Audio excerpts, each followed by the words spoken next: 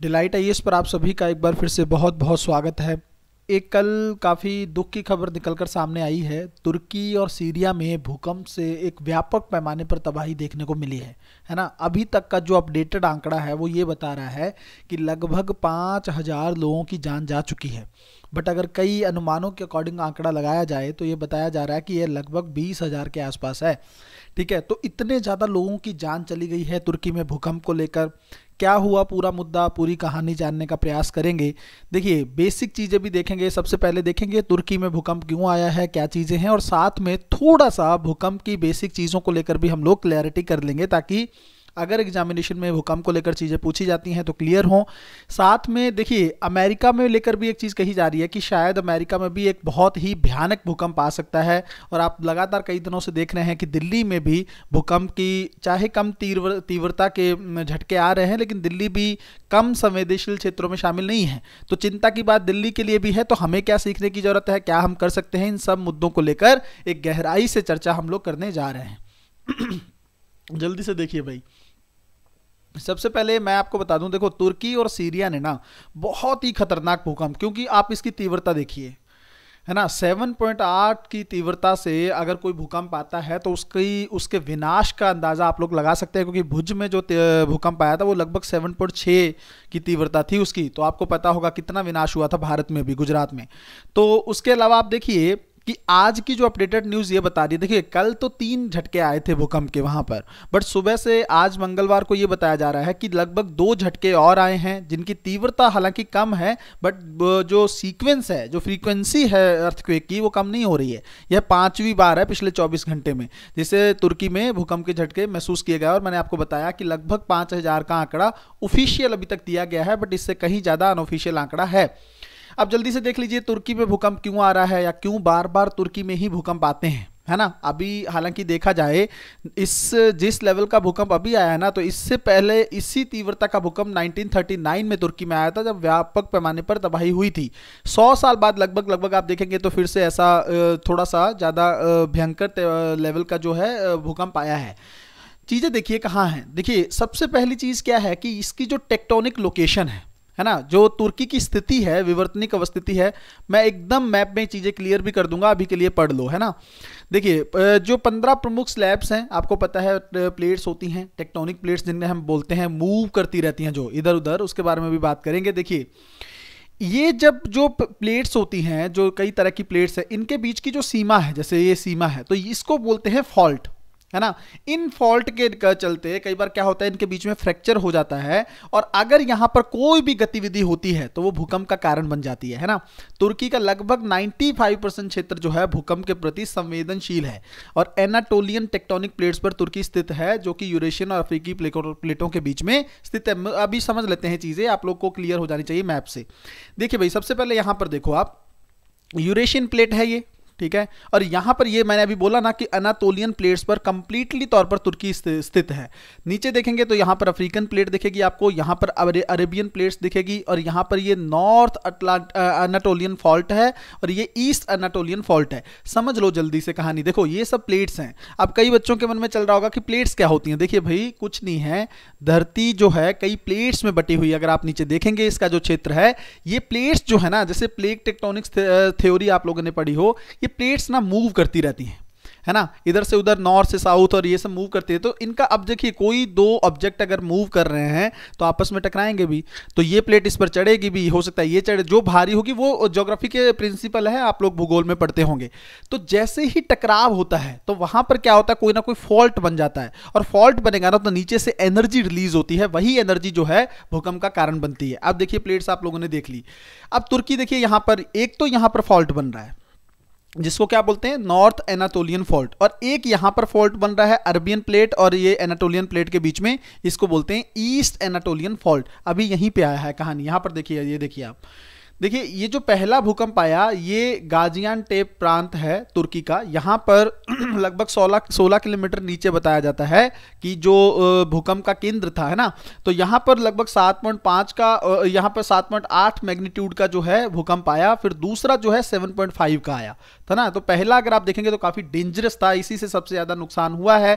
अभी संभला ही था, फिर तो साथ में दूसरा एक और आ गया, है ना। तो यहाँ पर आप लोग अरेबियन प्लेट और ये सब देख लेते हैं चीजें, ठीक है। तो ये जो प्लेट्स का मूवमेंट है ना, और ये जो फॉल्ट पर स्थित होना है, आप देखिए ना ये कितना लंबा फॉल्ट जा रहा है यहाँ पर, और यहाँ से देखेंगे कितना लंबा फॉल्ट जा रहा है। तो हुआ क्या, जैसे मान लीजिए तुर्की में आया तो विनाश तो तुर्की में ज्यादा हुआ, है ना। तुर्की में आप लोगों को पता है कितने सारे लोग मारे गए, बट ऐसा नहीं है कि सीरिया बच गया। सीरिया में भी इसका प्रभाव देखने को मिला है, क्योंकि इतना बगल में अगर आपके सेंटर है ना, तो सीरिया कैसे अछूता रह सकता है ना। तो ये सब चीजें मैंने ज्योग्राफी पॉइंट ऑफ व्यू से आप लोगों को अच्छे से क्लियर कर दी हैं।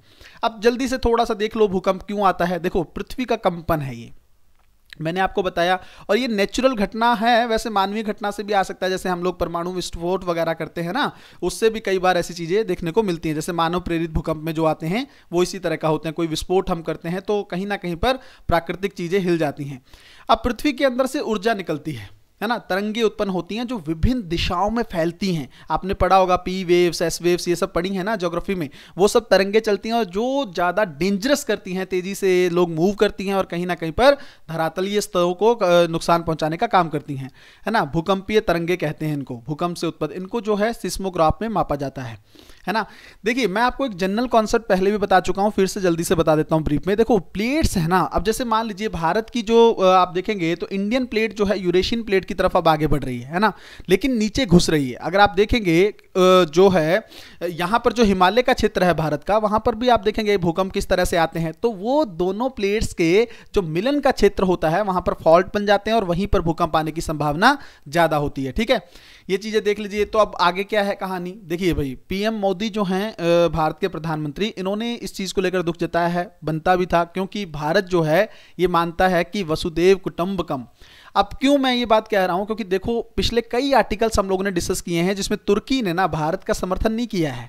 बहुत ज्यादा तुर्की ने भारत का विरोध करता रहता है कश्मीर के मुद्दे पर, पाकिस्तान के समर्थन में रहता है, बहुत सारी चीज़ें हैं। और भाषा जो है तुर्की की काफ़ी घृणा से भरी हुई है।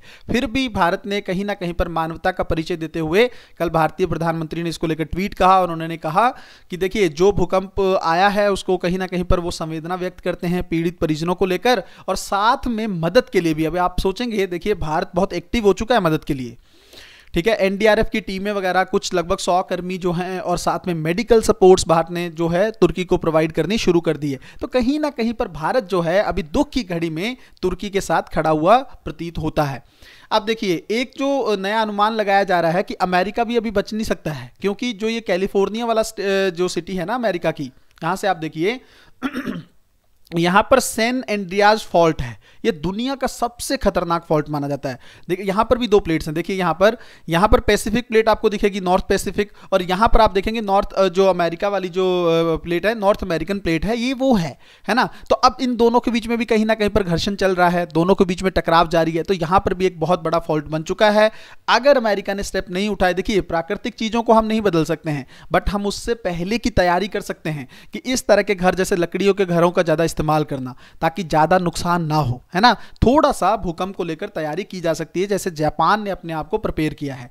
दूसरा, अब आप एक सबसे इंपॉर्टेंट चीज जो भारत को लेकर देखनी है, देखो दिल्ली आपको पता है बहुत सारे बच्चे यूपीएससी की तैयारी करते हैं, बहुत सारे लोग रहते हैं, भारत की राजधानी भी है दिल्ली। तो यहाँ पर कई दिन से आप लोग न्यूज़ सुन रहे होंगे, दिल्ली में भूकंप के झटके आ रहे हैं।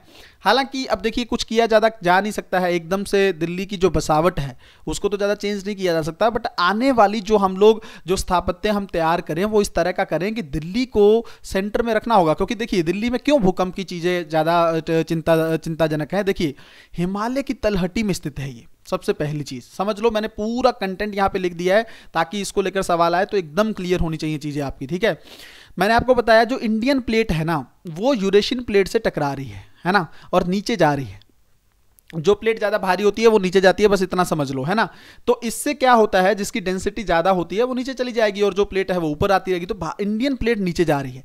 इससे क्या हो रहा है, यहां पर हिमालय में भूकंप आते रहते हैं। आपने देखा है ना नेपाल में किस तरह के भूकंप आते हैं, उसका कारण यही दो प्लेट्स हैं, है ना। अब यहां से आप देखो तो क्या है कि जो भारत ने, अगर आप देखेंगे जो भूकंप का मानचित्र भारत ने बना रखा है, उसमें जोन 5 से लेकर जोन 2 तक के इसका एक सीक्वेंस बना रखा है कि इस तरह से वर्गीकृत कर रखा है इसको, है ना। तो दिल्ली जो है, अगर आप देखेंगे दिल्ली और उत्तर प्रदेश जोन 4 में आते हैं, है ना। वो उच्च तीव्रता जोन 5 में है और जोन 4 उसके बाद आता है ना। गुजरात का भुज भी है जो इसमें प्रभावित हुआ था, है ना। ये सब जोन 4 और 5 के अंतर्गत आते हैं। कौन कौन से शहर, जैसे चंडीगढ़, अंबाला, अमृतसर, लुधियाना, रुड़की, ये सब, है ना।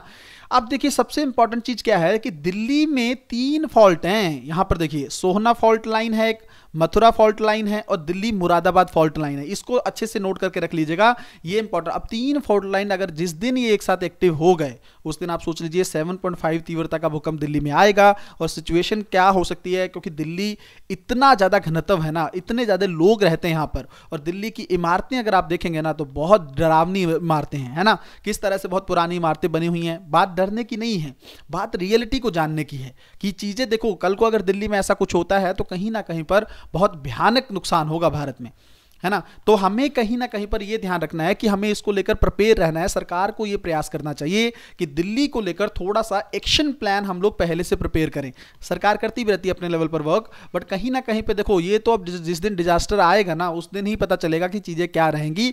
बट होपफुली ऐसा कभी ना हो, भगवान करे चीजें बेटर रहें, ठीक है। भारत को पर सीखना तो होगा, क्योंकि अगर आप अभी देखेंगे ना, तुर्की की ये हालत हो चुकी है। तुर्की लगभग एक हिसाब से हार चुका है, पूरे विश्व से उसने मदद मांगी है। हालात तुर्की में बहुत ज़्यादा ही डरावने हैं, बहुत सारे लोग मारे जा चुके हैं। तुर्की कहीं ना कहीं पर अगर आप देखेंगे ना 10 से 15 साल पीछे चला गया, और ये किससे हुआ, प्राकृतिक घटना से, है ना। जबकि तुर्की को पता था कि हम फॉल्ट लाइन पे हैं, हमें प्रिपेयर रहना चाहिए। और बताया जा रहा है कि अमेरिका की एक संस्था ने पहले से वार्न भी किया था, फिर भी चीज़ें जो हैं कहीं ना कहीं पर तुर्की ने नज़रअंदाज की। भारत इस चीज़ से थोड़ा बचकर चले, पहले से चीज़ों को लेकर तैयारी करे। और भूकंप के लिए अगर सीखने की जरूरत है तो जापान सबसे बेस्ट एग्जाम्पल है उसमें, क्योंकि उसने उस तरह से अपने आप को प्रिपेयर किया है। भूकंप और सुनामी को लेकर जापान को ज़्यादा नुकसान नहीं होता है, ठीक है। मिलते हैं अगली वीडियो में, तब तक अपना ध्यान रखें, अपनी पढ़ाई को बहुत अच्छे तरीके से करते रहें। बहुत बहुत धन्यवाद।